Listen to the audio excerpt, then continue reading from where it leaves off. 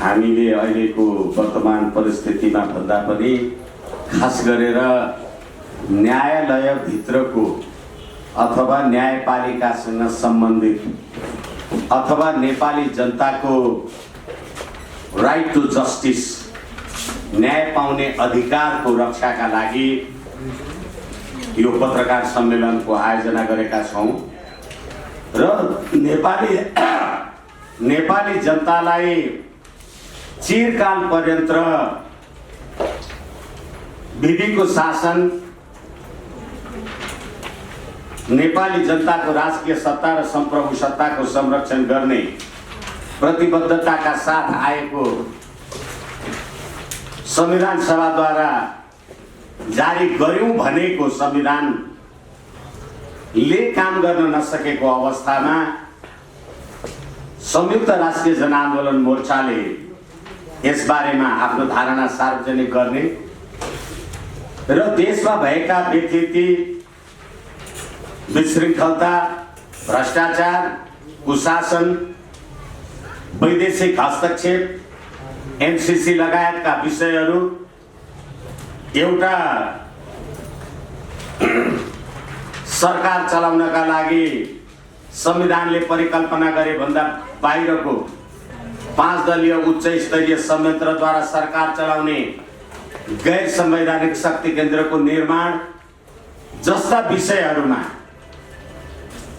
आन्दोलन अगाडि बढाउने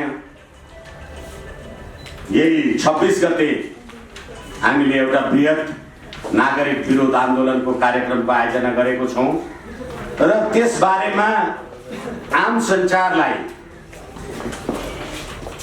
अवगत गराउँ र आम सञ्चारका पनि कुनै जिज्ञासा रहछन् केही रहेछ भने तिनीहरूलाई पनि प्रश्न पार्ने अवसरको रूपमा यो प्रेस सम्मेलन आयोजना गरिएको छ र यसमा बुद्धागत रूपमा जे जति कुराहरू लेखिएको छ हरेक बुद्धामा घण्टौं बहस गर्न सकिन्छ हरेक इस्युमा घण्टौं छलफल गर्न सकिन्छ त्यसैले यसमा रहेका कुराहरूमा आदरणीय पत्रकार महोदयलाई कुनै प्रकारको जिज्ञासा छ भने त्यसको वैध र सम्मानजनक उत्तरको लागि हामी तयार छौं भन्ने कुरा म यहाँहरु समक्ष निवेदन गरेर यो प्रेस रिलिज म निवेदन गर्छु र फेरि पनि म दोहोर्याएर भन्दैछु यी हरेक मुद्दामा केही कन्फ्युजन इल्युजन छ भनेदेखि तिनीहरूलाई एउटा जिम्मेवार नागरिकको हैसियतले तपाईहरु समक्ष म प्रश्न पार्ने प्रयास गर्नेछु। आदरणीय पत्रकार मित्रहरू, नेपाली जनताले पटक पटक गरेको आन्दोलनको परिणति स्वरूप यो कहिलेकाहीँ यो कम्प्युटर र कम्प्युटरको माइन्ड हुँदैन क्या र यो मान्छेको माइन्ड र कम्प्युटरको माइन्ड मिल्दैन त्यसैले यो शुद्धाशुद्धि पनि हुन्छ त्यसलाई बुझ्नुपर्छ।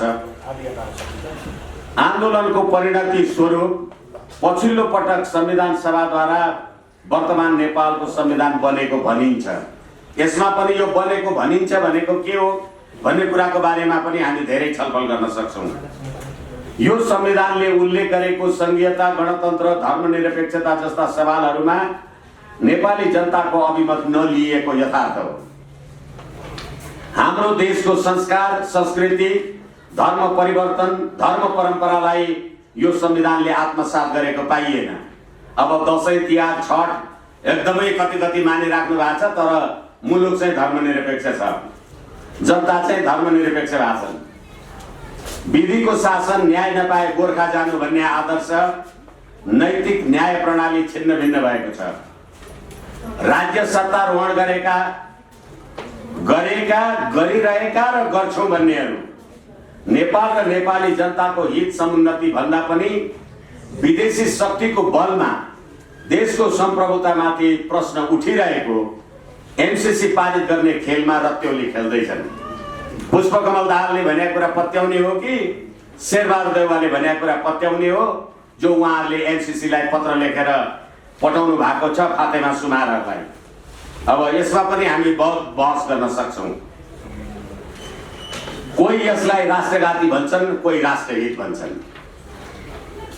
जनता के भन्छन् तिनको आवाजको मतलब छैन। जनता न्याय नपाएर दिनरात अरण्य रोदन गरिरहेका छन्, तर अदालत लगायतका न्याय क्षेत्रका संगठनहरू कालो र सेतो पट्टीमा रमाइरहेछन्। यस्तो व्यथिति अन्त्यका लागि जनताको क्रियाशील सहभागिता वाञ्छनीय छ। यसै उद्देश्य र प्रयोजनका लागि संयुक्त राष्ट्रिय जनआन्दोलन मोर्चा कार्यरत रहेको बेहोरा सबैमा अवगतार्थ अनुरोध छ। यसै सन्दर्भमा यो मोर्चाले वर्तमान अवस्थामा निम्नलिखित अवधारणा प्रकट गर्दछ। संवैधानिक परिषदको संरचनामा नै संशोधन। अब यो संवैधानिक परिषद के हो, यसको संशोधनको वाञ्छनीयता के हो, ती बारेमा सवाल उठ्यो भने त्यसलाई प्रश्न पार्नलाई म दोहोर्याएर निवेदन गर्दैछु। संसदीय सुनवाई समितिको राजनीतिक भागभण्डा, अदालतमा भ्रष्टाचार, बिचौलिया, व्यथिति छ र त्यसको निराकरण गर्नुपर्छ भन्ने न्यायाधीश समाज स्वयं र 2077-5-14 को माननीय न्यायाधीश हरिकृष्ण कार्कीको प्रतिवेदन, 2077-4-26 मा नेपाल बार एसोसिएसनको प्रतिनिधि मण्डलले सम्माननीय प्रधान न्यायाधीशलाई भेटेर नेपालका न्यायाधीशहरूमा कार्यक्षमताको अभाव भन्ने, अहिले त्यही प्रधान न्यायाधीश चाहिँ बेठिक, अरू सबै न्यायाधीश ठिक भन्ने, वकिलहरूको नैतिकताको बारेमा पनि प्रश्न गरौँ। र मैले धेरैचोटि भनेको छु, म हरेक प्रश्नहरूलाई सम्बोधन गर्ने प्रयास गर्नेछु। प्रधान न्यायाधीशको विरुद्धमा बेन्ची नबस्ने अनि बन्दी प्रत्यक्षीकरणको मुद्दा चाहिँ त्यही प्रधान न्यायाधीशले तोकेको त्यो मुद्दा चाहिँ हेर्ने, बन्दी प्रत्यक्षीकरणको मुद्दा हेर्दा प्रधान न्यायाधीश ओके भयो अनि अरू जनताले न्याय पाउने कुरामा बेठिक भयो। न्यायाधीशहरूको नैतिकताको कुरा गरौँ। अनि प्रधान न्यायाधीशका विरुद्धमा बेन्च नबस्ने अनि जनताले न्याय पाउने नपाउने के हो, जनतालाई न्याय पाउने हकबाट वञ्चित गर्ने। अदालतमा जुनसुकै प्रकारको झगडा टन्टा विवाद भएको होला, तर नेपाली जनताले न्याय नपाउनु पर्ने अपराध चाहिँ के गर्यो?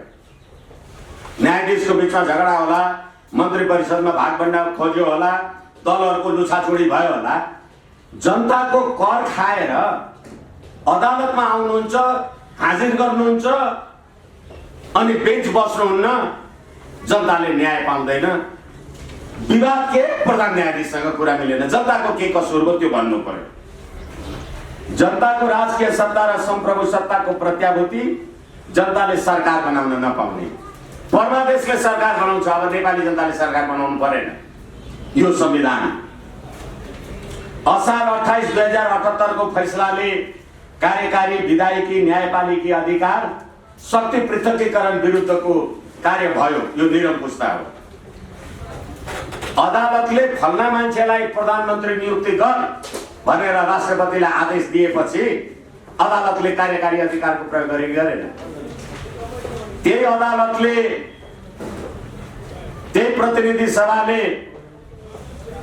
नेकपा माओवादी केन्द्रका रामबहादुर थापा, बादल प्रभु शाहहरूको संसद सदस्य पद समाप्त गर्यो, फ्लोर क्रस गर्यो भनेर, माधव नेपालले फ्लोर क्रस गर्यो भने चाहिँ उसको संसद सदस्य नसिद्ध्याउनु भनेर फैसला लेख्ने यही सर्वोच्च अदालत हो कि होइन? कार्यपालिकी, न्यायपालिकी र विधायकी तीनटै अधिकार निरङ्कुशताको प्रतीक हो। 2077 फागुन 23 गतेको फैसलाले नेकपा भन्ने राजनीतिक दललाई तँ नेकपा हुन पाउँदैनस्, तँ माओवादी हो, तँ एमाले हो, तँ माओवादी हो भनेर फैसला गरेर निर्वाचन आयोगको अधिकार पनि यो अदालतले प्रयोग गरेन।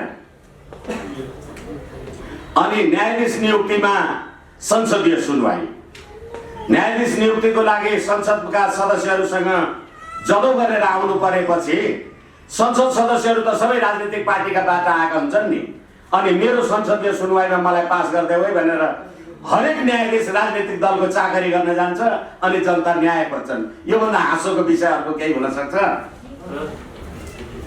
2078 3/28 को फैसला, 2077 11/23 को नेकपा टुटाउने फैसलाले राष्ट्रपति, प्रतिनिधि सभा, निर्वाचन आयोगको सम्पूर्ण अधिकार अदालतले प्रयोग गर्यो। निरङ्कुशताको यो अर्को उदाहरण योभन्दा के हुन्छ?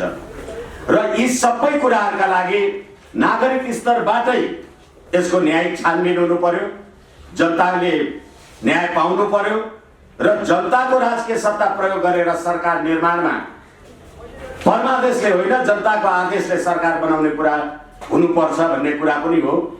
र सडकबाट नै प्रधान न्यायाधीशको नियुक्ति बदर गर्ने, राजीनामा दे जिन्दाबाद मुर्दाबाद भन्ने हो भने भोलि सडकबाटै प्रधान न्यायाधीश नियुक्ति गरे भइहाल्यो। अब त्यो विधि, संविधान र कानुन पद्धति र प्रणाली किन चाहियो? त्यसकारण यो संविधानको चिरहरण नै यही अदालतले गर्यो। संयुक्त राष्ट्रिय जनआन्दोलन मोर्चाद्वारा उपरोक्त व्यथिति विसङ्गति विरुद्ध यही 2078 साल कार्तिक 26 गते माइतीघर मण्डलामा विशाल जनप्रदर्शन आयोजना गरिएको हुँदा तमाम देशभक्त नेपाली दाजुभाइहरूमा सो कार्यक्रममा उपस्थित हुन अनुरोध गर्दछौँ। अध्यक्ष तारानाथ लैटेल, संयुक्त राष्ट्रिय जनआन्दोलन मोर्चा। र मैले फेरि पनि फाइनल्ली भने तपाईहरूका कुनै पनि प्रश्नको लागि चाहिँ हामी तयार छौँ। प्रश्नको अपेक्षाका साथ अहिले मेरो कुरा मैले समाप्त गरेँ।